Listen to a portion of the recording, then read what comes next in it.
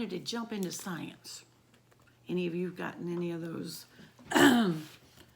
science experiments? Since it's raining outside, you might find one or two that has to do with the air property that might be able to do that. Again, no flames without a parent present, and I would prefer the parent have the flame instead of you, but that, you know, I'll let that be their decision. We are going to start in science on page 110, talking about water's energy. I know that you have completed comprehension checks 5.1 through 5.4. You would have received an email to make certain to check your answers that you did those correctly. We're going to finish 5.5 today, and then after we finish 5.5 and its comprehension check, you're going to go ahead and you're going to complete this science quiz. It is quiz number 12, and it is open book, open comprehension checks, open brain, not open mama, okay? All right, here we go. One day when Ben and his father were fishing, they came to a spot in a stream where the water rushed quickly along. Ben could feel the force of the stream as he waded in. Further downstream was a dam, and here the water stopped flowing and formed a deep pool. Would it surprise you to discover that both the swiftly moving stream and the still, quiet pool both contain energy? How many of you been to the Old Hickory Dam? Yeah. It protects property from flooding, yes, but there's also other energy available, right? So let's look at page 111. What is energy? If something has energy, it is able to do work. So energy is the ability to do work. I want you to highlight that. Scientists say that work is done when an object is moved. Are you doing any work right now? You moving that highlighter? Highlight it. You are not doing any work in the way a scientist would use the term. Your mind is very busy, but it's not necessarily moving. If you hold your book up long enough, your arm might get tired, but you are not doing any work unless you move the book or turn the page. If you close your book and put it away, then you've done some work. Don't do it. Right now we're still reading. Leave your book open. Okay, so we know that energy is the ability to do work, and work is done when an object is moved. Now we're going to talk about force. And go ahead and highlight for me. Force is the push or pull on an object. Have you ever tried to lift a very heavy box? As you pushed and pulled and struggled, you probably thought that you were working very hard. But if you were unable to move the box, you didn't do any work. You did not exert or put forth enough force to actually move the box. Again, this is where you highlight force as a push or pull on an object. There are forces which sometimes prevent work from being done. One of these forces is gravity. That's what keeps us here, right? Gravity is the force in which draws things down toward the center of the earth. Go ahead and highlight that. Gravity is the force which draws things down toward the center of the earth.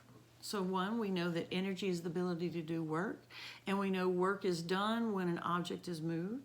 We know that force is a push or pull on an object. We know that gravity is something that brings or forces things down towards the center of the earth. The weight of an object is determined by the force of gravity that's actually on that object.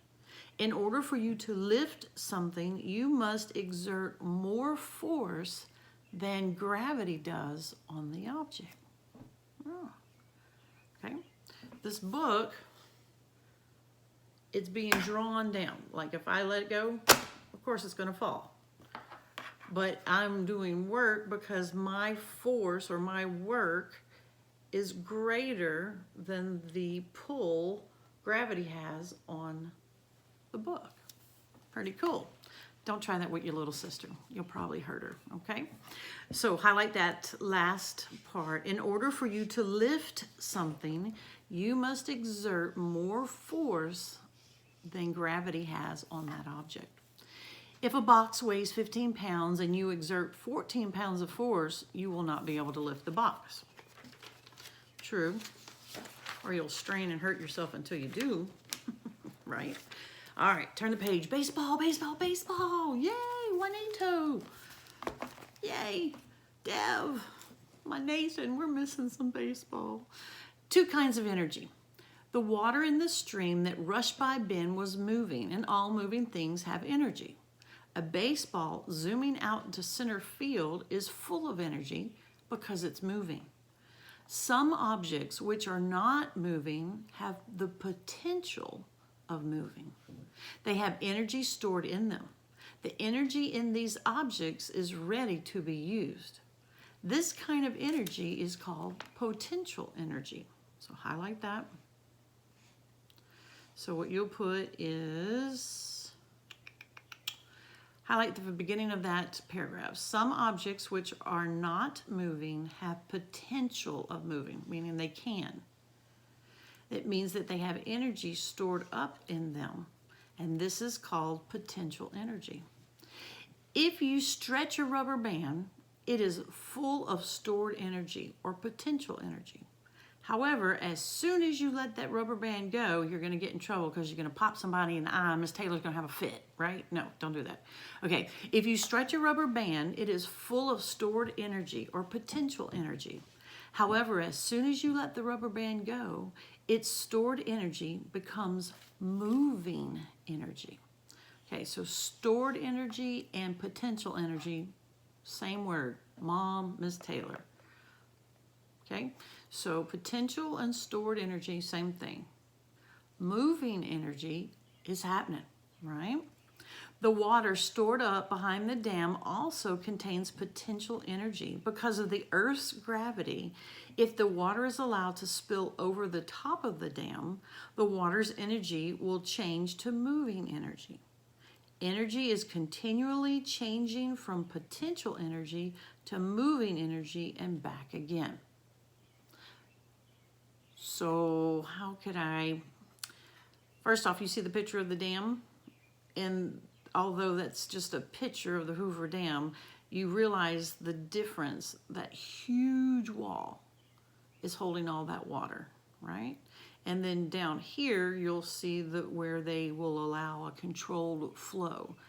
So that huge pool of water on the other side of the Hoover Dam is called potential energy or stored energy.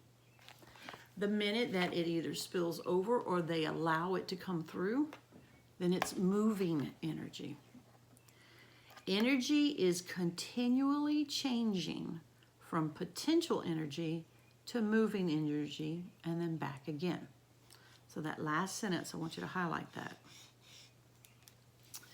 All right, so using the energy of water. Oh, this makes me think of Gatlinburg, you know, where the mill, you know, where you get all the fresh baked bread and they have the water mill going. Yeah. Long ago, people found that they could use water's energy to get things done. Water wheels have been used to run machinery since the time of ancient Egyptians. This energy of moving water turns a wheel. Energy is passed from the water to the wheel, to the axle, and finally to a machine. The water's energy causes the machine to work. Water wheels were once used to run a machine which ground grain into flour. Today, water wheels are sometimes used in small power plants to generate electricity. Steam is also full of energy. You will remember that when water is heated, its molecules increase in speed and spread further apart. They're moving around, they're bouncing, they're going nuts. Heat supplies energy to the water. Steam expands to take up more space than the water it came from. 1 quart of water can produce 1,700 quarts of steam. If the steam is not given room in which to expand, it will press against the sides of the container with such a great deal of force. When steam energy is used to do work, the steam is allowed to escape through a very small opening. As the steam escapes from the container, its energy turns a wheel which transfers that energy to a machine. Steam power was once used to run railroad locomotives, steamships, and machines for weaving cloth. Today, steam power is widely used to run generators which produce electricity. Pretty cool, huh? Now, here they have observing how a water wheel works. I'm not so much wanting you to cut tin to hurt yourself, okay? So if you have a parent that can cut the tin and make your own water wheel, that would be awesome, and I would love to see it.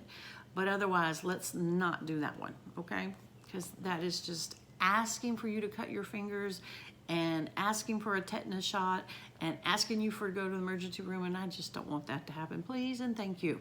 All right, so let's look at comprehension check 5.5. The ability to do work is energy. So number 1, the answer is energy. Number 2, work is done when an object has been, yes, moved. Number 3, the force which draws things down toward the center of the earth. Gravity. Number 4, potential energy is also called stored energy. And then number 5, blank supplies energy to water to make steam. Heat. You got to heat it up, right? You got to heat the water up to make the steam. So heat supplies energy to water to make steam. Pretty cool. All right, so we finished that. You're going to work on this. Get a picture. Make certain you write dark on this thing because the pictures that y'all are sending are kind of light or they're so dark. But if I can't see the writing, Miss Taylor is going blind. So help me out, all right? Take a picture of that and we're finished with science. Yeah, baby.